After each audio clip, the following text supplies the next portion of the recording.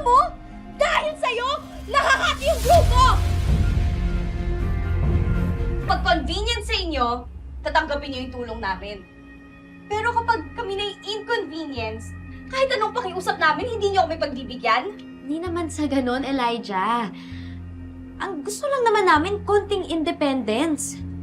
Yung kung kaya naman namin tumayo sa sarili namin mga paa, bakit hindi, di ba? Guys, huwag niyo naman sanang masamain eh. Nape-pressure lang naman si Zeph na kami mga walang pera, biglang nakatira na rito. Marco! Zeph, hindi. Mag-open forum tayo.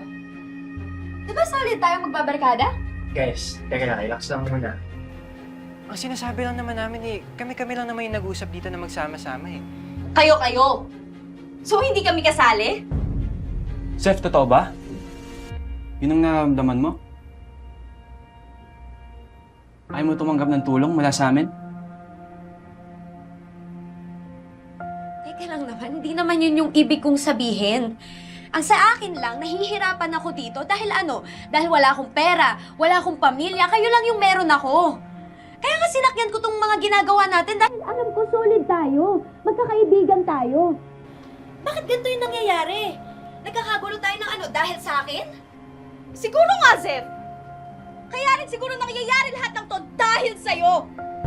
Kasi maraming nagmamahal sa'yo, maraming nag-iisip para sa kapakanan mo. Alam mo, dahil sa'yo, nakakati yung grupo!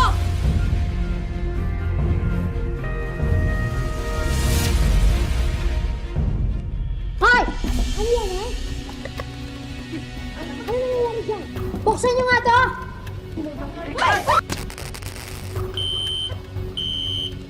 Anong ginawa niyo?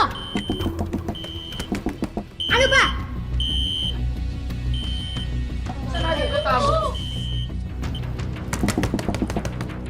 Bata kayo? Hindi ba bubuksan to? Ha? Magsilayas kayo dito. Bukas na bukas din. Buksan niyo to, sabi!